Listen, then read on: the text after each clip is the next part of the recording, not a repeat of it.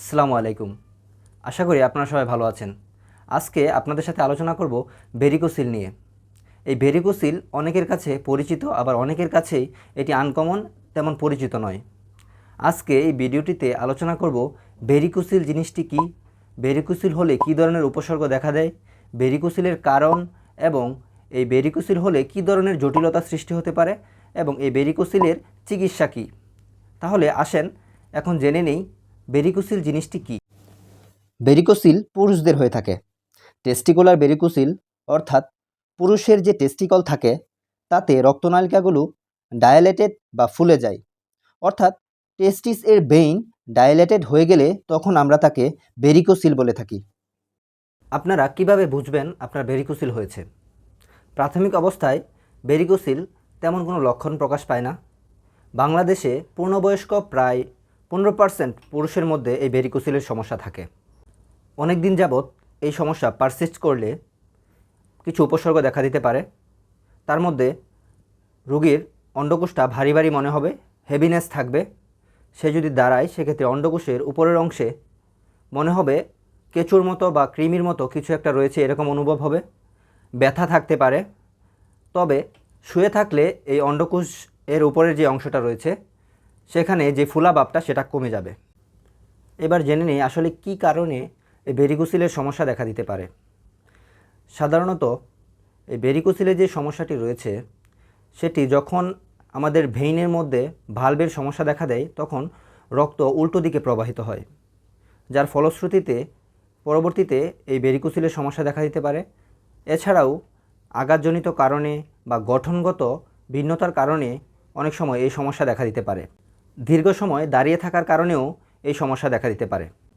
ভেরিকোসিলের কারণে একজন পুরুষের কিছু কমপ্লিকেশন গ্রো করতে পারে। তার মধ্যে প্রধান হলো ইনফার্টিলিটি বা বন্ধ্যাত্বের সমস্যা। ভেরিকোসিল হলে স্কুটামের টেম্পারেচার মেনটেন হয় না, যার ফলশ্রুতিতে স্পার্ম প্রোডাকশন ঠিকভাবে হয় না, স্পার্মের মোর্টালিটি এবং স্পার্ম কাউন্ট কমে যায়। এছাড়াও টেস্টিকুলার অ্যাট্রোপি অর্থাৎ অন্ডকোষ আকারে ছোট হয়ে যাওয়ার সমস্যা দেখা দিতে পারে। তাছাড়া সিভিয়ার পেইন দেখা দিতে পারে। এখন রোগী নিজে অথবা ডাক্তার কিভাবে কনফার্ম হবেন যে ভেরিকোসিল হয়েছে? সেক্ষেত্রে প্রথমত ফিজিক্যাল এক্সামিনেশন অর্থাৎ চোখে দেখে এবং হাত দিয়ে অনুভব করেই অনেক ক্ষেত্রেই অর্থাৎ 90% ক্ষেত্রেই বোঝা যায় যে ভেরিকোসিল হয়েছে। তাছাড়াও কনফার্মেটরি ডায়াগনোসিস হিসেবে আল্ট্রাসাউন্ড করা যায়। আল্ট্রাসাউন্ডের মাধ্যমে দেখে গ্রেড নির্ণয় করে সেক্ষেত্রে ট্রিটমেন্ট প্ল্যান করা যায়। অনেকেই আমাদের কাছে জানতে চান ভেরিকোসিলের সমস্যার জন্য অবশ্যই কি সার্জারি করতে হবে নাকি মেডিসিন দিয়েও এই রোগ থেকে সমাধান মিলবে। খুব সিভিয়ার কমপ্লিকেশন না থাকলে সার্জারির প্রয়োজন পড়ে না। কিছু হোমিওপ্যাথিক মেডিসিন এবং লাইফস্টাইল মডিফিকেশন এবং অ্যাডভাইস মেনে চললে এই সমস্যা থেকে বেশিরভাগ ক্ষেত্রেই নিরাময় পাওয়া সম্ভব। হোমিওপ্যাথিক সিস্টেমে একজন রোগীর কনস্টিটিউশন, টোটালিটি অফ সিমটম এবং মায়াজম এর ভিত্তিতে ইন্ডিভিজুয়ালাইজেশন করে ট্রিটমেন্ট করা হয়।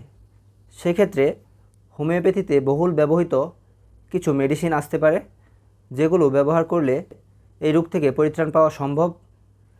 সেক্ষেত্রে আপনারা অবশ্যই একজন রেজিস্টার্ড বিএইচএমএস ডাক্তারের পরামর্শ নিয়ে ওষুধ সেবন করবেন।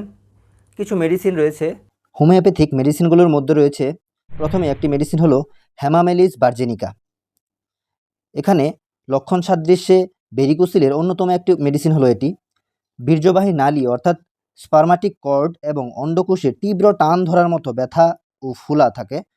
অন্ডকোষে ঘামাবৃত ভেজা ভেজা বা ঝুলে যাওয়ার মতো অবস্থা সৃষ্টি হয়। অন্ডকোষে থ্যাতলানো ব্যথা, অন্ডকোষ থেকে তলপেটের দিকে তীব্র টেনে ধরার মতো ব্যথা অনুভব হয়। আরেকটি মেডিসিন হলো পালসেটিলা নাইগ্রিক্যান্স। অন্ডকোষে পিষে ফেলার মতো ব্যথা, অন্ডকোষের শিরাগুলো নীলচে হয়ে ফুলে থাকে, রোগী পিপাসাহীন হয়, পরিবর্তনশীল মেজাজের হয়ে থাকে। আরেকটি মেডিসিন হলো আর্নিকা মন্টানা। আঘাতজনিত যদি ভেরিকোসিল সৃষ্টি হয় সেক্ষেত্রে এই মেডিসিনটি খুব ভালো কাজ করে। আক্রান্ত দিকটি অন্ডকোষ লাল, ফুলা এবং স্পর্শকাতর হয়ে থাকে। আরেকটি মেডিসিন হলো সালফার।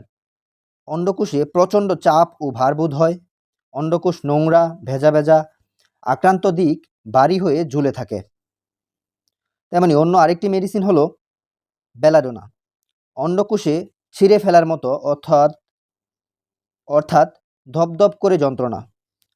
আক্রান্ত অন্ডকোষ লাল ও উত্তপ্ত হয়ে থাকে, ব্যথা সন্ধ্যায় এবং বিছানায় শুলে বেড়ে যায়। অন্য আরেকটি মেডিসিন হলো স্টেফিসেগ্রিয়া, অত্যাধিক হস্তমৈথুন, স্ত্রী সহবাস, বীর্যক্ষয় অথবা রাগ, দুঃখ, অভিমান বা বিরক্ত হওয়ার পর ভেরিকোসিল। তামাক অথবা পারদ অপব্যবহারের পর ভেরিকোসিল হলে এই মেডিসিনটি কার্যকর। এছাড়াও সাইন সিমটম অনুযায়ী আরও বিভিন্ন ধরনের মেডিসিন আসতে পারে, যেমন ক্যালকেরিয়া ফ্লোরিকা, লাইকোপোডিয়াম, এছাড়াও নাক্স ভূমিকা, আরও যে কোনো ধরনের অন্য ধরনের মেডিসিন আসতে পারে।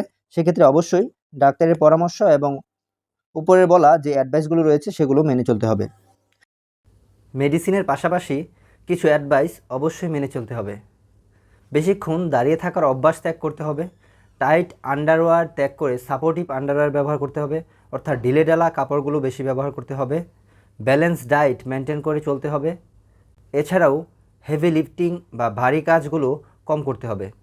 সবাইকে অনেক অনেক ধন্যবাদ। আজকে এই পর্যন্তই। আপনাদের যদি কোনো ধরনের প্রশ্ন থাকে তাহলে কমেন্ট বক্সে জানাতে পারেন।